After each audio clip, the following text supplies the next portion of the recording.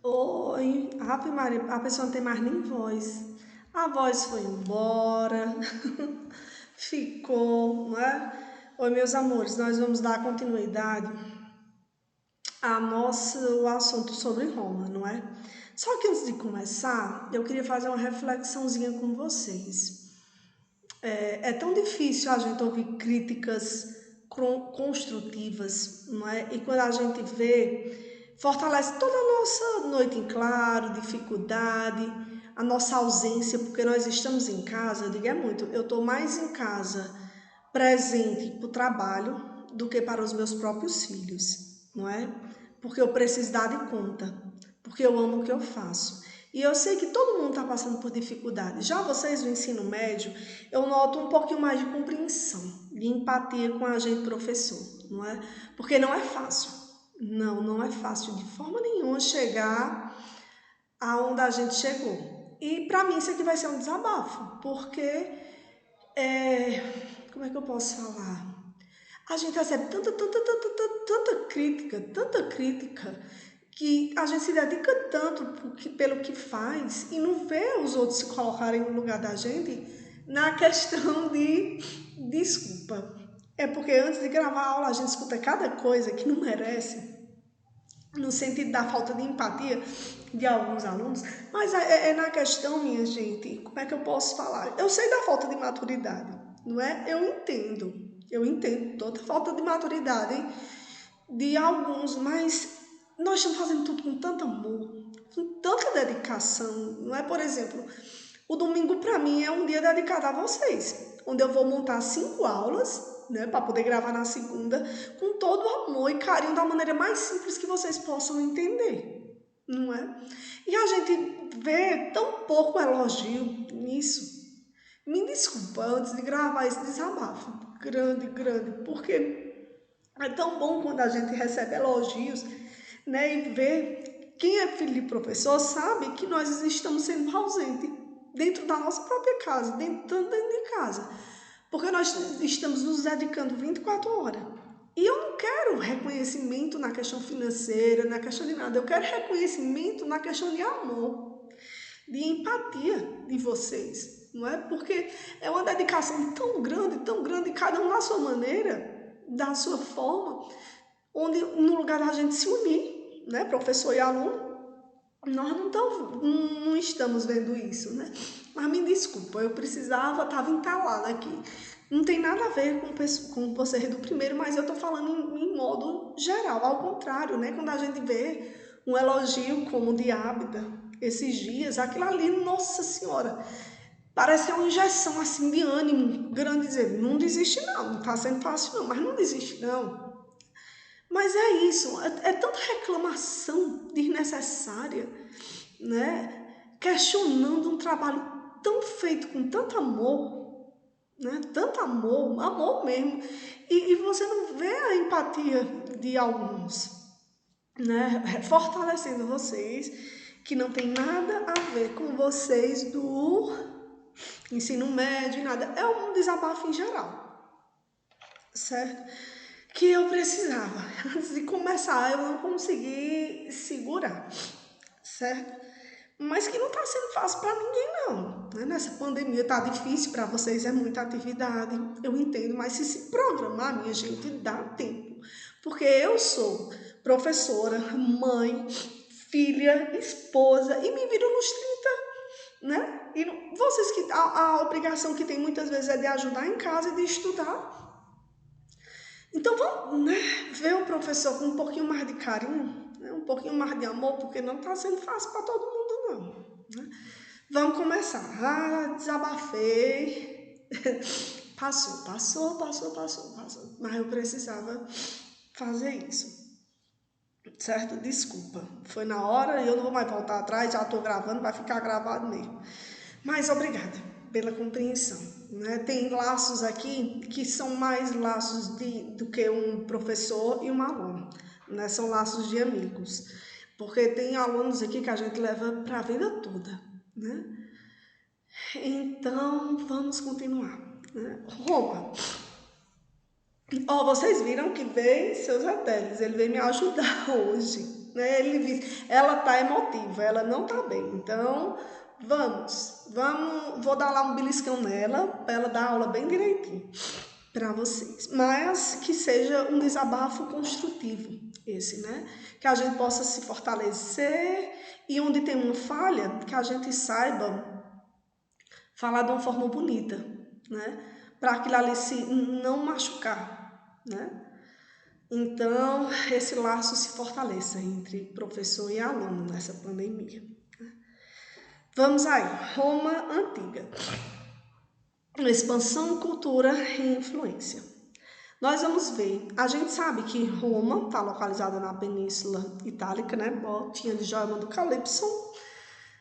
E Roma, ela tem a sua história contada na forma mitológica e na forma científica, não é? A mitológica, que foram os irmãos Rômulo e Remo, que foram alimentados pela loba, e na forma científica fala que foram os latinos, os fundadores de Roma.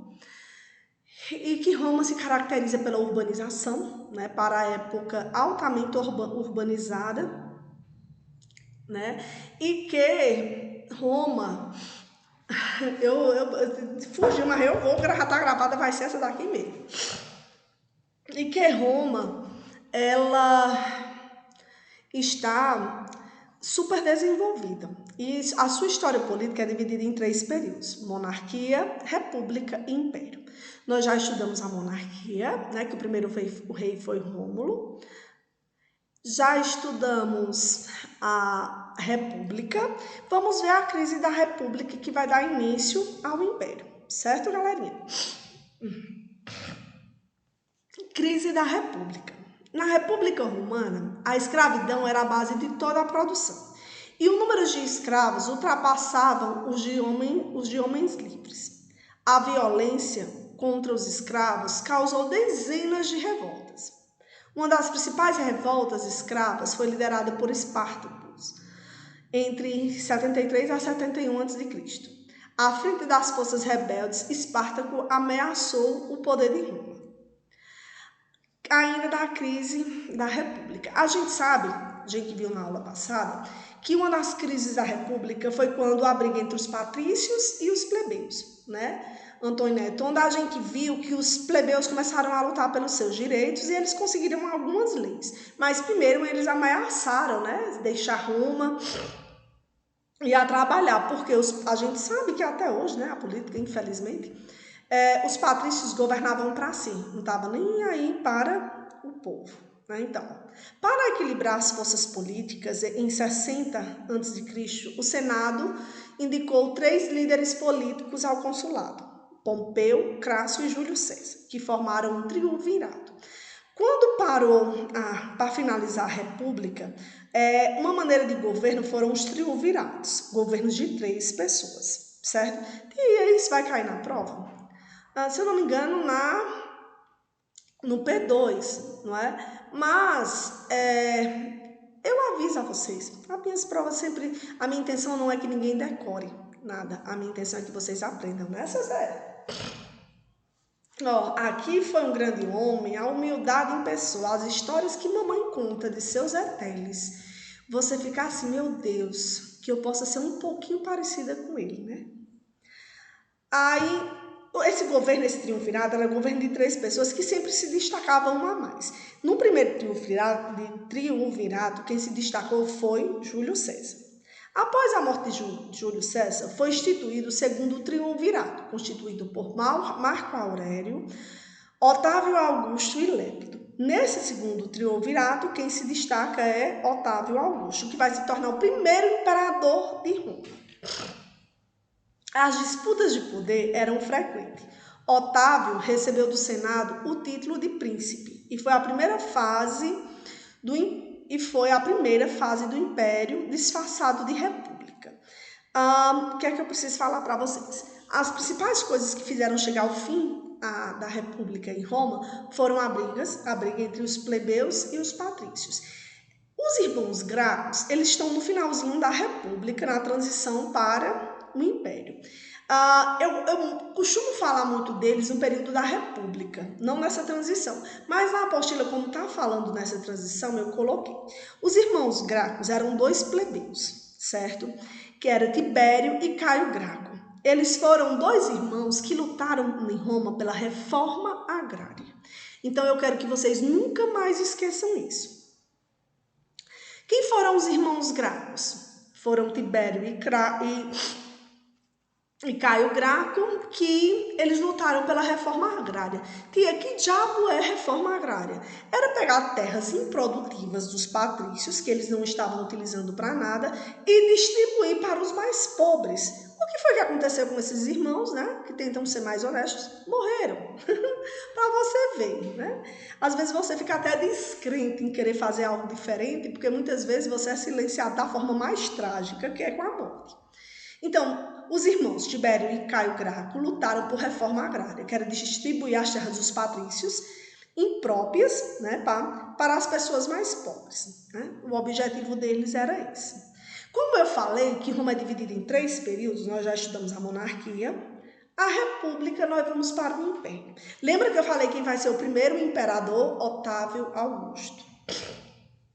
Muitos chamam de Otaviano Augusto, mas eu chamo de Otávio Augusto, porque nós somos assim, né, seus Etélios? Bem íntimos. No sistema político de império, o poder político estava concentrado na figura do imperador, lógico. Se é império, quem vai governar não é um prefeito, não, é um imperador.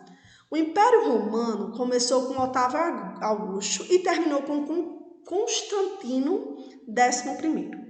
O Senado servia para apoiar o poder político do imperador. O Império sucedeu à República Romana, como um novo sistema romano, que era uma cidade-estado, passou a ser governada pelo imperador. Entre os pontos fundamentais para o sucesso do Império estava o exército, que era profissional e atuava como uma legião. Sob o comando de astutos generais, Roma expandiu o poderio ao mar Mediterrâneo. Uma das principais características romanas é o seu exército. Eles fizeram muito expansionismo territorial, conquistar território, as províncias, as cidades, como eles falavam. E o que facilitou a conquista de território, galerinha, foi o quê? Foi o exército romano, que era um dos mais preparados, não é? E bem equipados. Então, no governo de Otávio Augusto, tem 2 coisas importantíssimas que vocês precisam saber que é ideal para o período imperial, que é a Pax Romana e a política do pão e circo. Calma aí, que quando eu passo por um processo de falta de juízo emocional, as coisas vão lentamente, eu vou me recuperando, parece que vai voltando o espírito pro corpo, né, seu Zé? O negócio tá feio, seu Zé. Eita, esse período de pandemia mostrou um lado meu que eu não gosto, que é um lado romântico, de acreditar em tudo. Aí, esse lado romântico tem um lado negativo, que é chorona, viu? A Pax Romana. A paz romana foi uma época da história romana marcada por uma aparente paz e prosperidade. Pax significa em latim paz, certo? Então, Pax Romana foi um período de paz e prosperidade para Roma, entendeu? Pronto. Durante a transição do período republicano para o período imperial, que trouxe a estabilidade ao Império Romano e garantiu a autoridade de Roma sobre suas províncias. As principais preocupações da Pax Romana era afastar a ameaça de rebeliões provinciais e, ao mesmo tempo, manter essas regiões economicamente produtivas. Assim, uma das ferramentas utilizadas por Roma foi promover a aculturação desses locais, também conhecida como romanização. Essa aculturação tinha como objetivo desenvolver os valores culturais de Roma nas províncias mais distantes, de forma a diminuir as diferenças culturais existentes. Roma, no período da Pax Romana, paz, período de paz e prosperidade. Roma passou por um expansionismo territorial, conquistar terras. E essas terras que ele conquistava, eles chamavam até de províncias, né? Regiões. A gente sabe que numa conquista, né, de uma relação de uma região para outra, na relação econômica, social, existe muita relação cultural. E Roma passa a fazer a aculturação romana, que é espalhar os costumes e a cultura romana para esses povos conquistados. Então, se eu perguntar, o que significa aculturação? É quando Roma passa a, como é que eu posso falar? Espalhar a sua cultura para os povos conquistados. É difícil? Não, né? Minha gente, se vocês estiverem com dificuldade de entender as videoaulas, vai no privado do professor, dá uma dica de como a gente pode explicar, porque nós estamos aqui por vocês, para vocês. Não é? Então, tia, eu não estou entendendo. Às vezes eu deixo muita gente no vácuo, desculpa, porque eu tenho que me virar nos 30. Né? O celular, eu tenho que resolver problemas familiares, eu tenho que dar de conta da escola, o celular não presta, né? E assim vai. Às vezes eu não respondo imediato, mas quando eu não respondo, eu boto lá, olha, meu amor, desculpa, mas está aqui a dúvida. Nós estamos aqui para vocês, não é? A nossa dedicação completa é com vocês, né? Que são os nossos alunos amados. Então, política do pão e circo. Eu amo essa parte, porque eu adoro falar mal de política, não é mentira. Porque é uma parte que a gente viu, minha gente, em Roma Antiga. E Antônio Neto, preste atenção, viu, Livinha? Existe até hoje essa teoria. Os nossos representantes políticos praticam essa teoria até hoje, né? Pão e circo. Primeiro eu vou ler, depois eu explico. Certo? Na política do pão e circo, o Estado romano distribuía gratuitamente ou a preços baixos o trigo e entretinha a população com atividades de lazer gratuito. A alimentação da população pobre de Roma era precária, composta por pão de mar, qualidade e azeite, e era de difícil aquisição. Enquanto isso, as classes ricas realizavam grandes banquetes. Com a distribuição gratuita de cereais, os governantes romanos pretendiam conter as revoltas que aconteciam por esse motivo. Né? Dentre as diversões preferidas dos romanos estavam as corridas puxadas por cavalos e as manobras militares, corridas de pedestre e a luta dos gladiadores. Resumindo, política do pão e circo. Os governantes, o imperador Otávio Augusto, que tudo começou com ele dava pão, comida, circo, diversão à população pobre para que não se revoltasse contra ele. A mesma coisa que os nossos queridíssimos políticos fazem hoje, não é? Eles comem um pão, né, muito dinheiro, muita coisa, e as migalhas ficam para a população pobre que se contenta com a migalha. E a nossa função como professores de história e de humanas é que vocês não se contentem com migalhas, que vocês têm que comer do pão. Certo? Então, para você ver uma coisa que fazia em Roma, né, Cezé? Antigamente é feita hoje, minha gente, onde os nossos representantes procuram dar comida e diversão para que a população pobre não se revolte contra ele. Olha que interessante, né? Para você ver que a história se repete. E engraçado também é que pobre gosta do sangue da moléstia. Essas lutas de gladiadores, na negada ficava morta de feliz. Aí a gente sabe que na luta de gladiador, né, só sai um vivo. Aquele que está no chão que vai ser executado, aí o gladiador, o vencedor que estava lá para matar, ele olhava para a população, fazia assim, né? Se a população quisesse que matasse, fazia assim. E se não fosse, fizesse assim. Aí todo mundo, dá um link, né? Para matar mesmo, né? Não era para deixar lá, não. Então, para você ver que coisas que aconteceram antigamente se repetem até hoje. Como a gente sabe, tudo tem um auge e tudo tem um fim. Roma é dividido na política em 3 períodos: monarquia, república e império. A gente sabe que o império também vai chegar ao fim. E nós vamos ver quais são as causas desse declínio do império, né? A dificuldade de administração. No império era muito grande e havia complicações para controle da gestão e da corrupção que o assolou. Minha gente, lembra que Roma conquistou muito território e não tinha como o imperador administrar todas as regiões, não é? Então acabava havendo corrupção. Uma das principais coisas também são as invasões bárbaras, né? Os povos, os estrangeiros que vão dominar o território romano. O exército precisou proteger o império das investidas de gotos, hunos e germânicos, mas só precisa saber das invasões bárbaras. elevados impostos. O Estado tinha elevado custo para manter a construção de pontes, aquedutos, estádios e banhos públicos.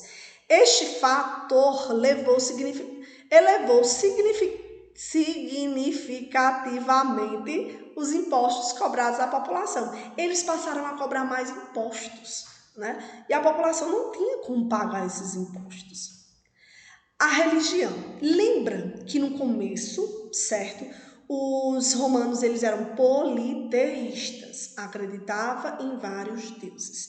Mas nessa expansão territorial, eles vão encontrar uma nova religião, que é o cristianismo, né? Que é a crença em um único Deus. A expansão do cristianismo, que não admitia outros deuses, está entre as justificativas para a crise do império. Então, na questão religiosa, o cristianismo que pregava, nós vamos já ver, né? Que não existia vários deuses, só um. E diminuía o poder do imperador, porque o imperador, do jeito que era considerado um representante do povo, ele era considerado um deus, né? Então, nós vamos já explicar isso aí. E a escassez de escravos, a redução das batalhas por conquista de novos territórios, prejudicou o sistema de renovação de escravos. Do jeito que, como eu falei, tudo tem um auge e tudo tem um fim, né, Zé? Mas a gente sabe que Roma também parou de conquistar muito território, porque o dinheiro dos impostos diminuíram e o dinheiro dos impostos eram investidos também no exército, não é? E como diminuiu também a conquista de novos territórios, eles não tinham, quando, por exemplo, tinha Regiane e Alessandra, nós guerreamos, brigando. Eu perdi, né? Eu e meu povo se tornavam escravos de Alessandra. Como eles pararam de conquistar novos territórios, eles pararam também de ter mais escravos. Então foram N fatores para que o império chegasse ao fim. Um dos imperadores tomou uma decisão que ele pensava que seria sábia, só que não foi, né? Ele acaba dividindo Roma em oriental e ocidental. Se já estava difícil manter Roma em pé como uma só, imagina fragmentando Roma em duas, não é? Então, olha aí, a divisão entre o Ocidente e o Oriente. Uma das medidas tomadas para melhorar a administração imperial foi dividir o Império Romano em duas partes. Por volta do ano 300 depois de Cristo, a parte ocidental teria como capital Roma, enquanto a parte oriental teria, a sede seria em Bizâncio, que seria Constantinopla, a capital.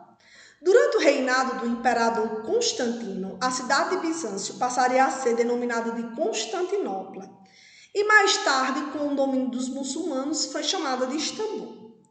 A divisão se revelou um fracasso, pois acentuou as diferentes culturas e políticas já existentes entre as duas regiões.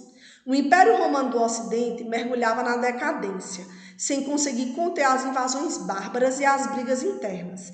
A queda de Roma, saqueada pelos povos bárbaros, em 410, revela o quanto os romanos já não controlavam seus domínios. Já a parte do Oriente continuou como território unificado até 1453. O imperador Teodósio, se eu não me engano, ele tentando fortalecer Roma, ele acaba dividindo ela em duas partes. Cara, foi pior, né? Essa fragmentação transformou Roma Ocidental, a capital continuou Roma, Roma Oriental, a capital passou a se chamar Constantinopla, né, que era o Império Bizantino. Roma Ocidental cai primeira, né, Zé? E Roma Oriental cai séculos depois, né? Então, olha aqui a divisão de Roma, né? O Ocidente, a capital continuou Roma, e o Oriente diz assim, capital Bizâncio, mas a capital é Constantinopla, viu? O que acontece? O cristianismo vai enfraquecer o poder dos imperadores, porque a gente sabe, Jesus, né? Que Jesus Cristo, um homem tão sábio, tão pobre, que eu costumo falar, pobre de bens materiais, mas tão rico de espírito, ele pregava que todo mundo era igual. E vocês acham que o imperador iria querer ser igual a um escravo? Não, né? Então o cristianismo ele vai se espalhar. Preste atenção. Os romanos ficaram conhecidos pela tolerância com as crenças religiosas dos povos conquistados. Bastava que lhes pagassem devidamente os impostos, que não viam motivos para censurar ou perseguir outras religiões. A mesma tolerância, entretanto, não foi concedida aos cristãos. seguidores dos ensinamentos professados por Jesus Cristo, que era judeu. Os romanos condenaram Jesus com a alegação de ele dizer-se rei dos judeus. A pena, morte na cruz. Após a crucificação, aos poucos, seguidores de Jesus continuaram difundindo as ideias de suas pregações, acreditando que ele era o Messias e que havia trazido uma boa notícia e que haveria felicidade eterna, né? Nos primeiros tempos, após a morte de Jesus Cristo, o cristianismo desfrutou de liberdade, pois era confundido com o judaísmo pelo poder imperial romano. Entretanto, em pouco tempo, os cristãos passaram a ser perseguidos pelo império. As reuniões secretas organizadas pelos cristãos, bem como algumas de seus costumes, chamavam uns aos outros de irmão e praticar liturgias como o batismo e a comunhão eram vistas como repugnantes, pois não eram compreendidas pelos romanos. Para piorar a situação, os cristãos recusavam-se a participar das festividades religiosas e dos sacrifícios oferecidos aos deuses romanos. Negava-se a servir no exército e acreditava que o fim do mundo estava próximo. Os cristãos passaram a ser perseguidos, não é? Aquela teoria do pão e circo que eu falei para vocês, lembra, né? O Coliseu, né, que hoje é conhecido, ele era uma arena para executar os cristãos. Essa imagem aí do lado, minha gente, está mostrando o povo pedindo perdão a Jesus Cristo antes de morrer. Porque o que eles faziam? Antes da luta de gladiadores, eles colocavam cristãos ali na arena e pegavam leões que eles deixavam até quase 2 semanas sem comer para devorar. E era ao vivo, minha gente. E o que eu acho bonito é a fé desse povo, né? Até na hora de morrer, eles não negaram Jesus em um só instante, né?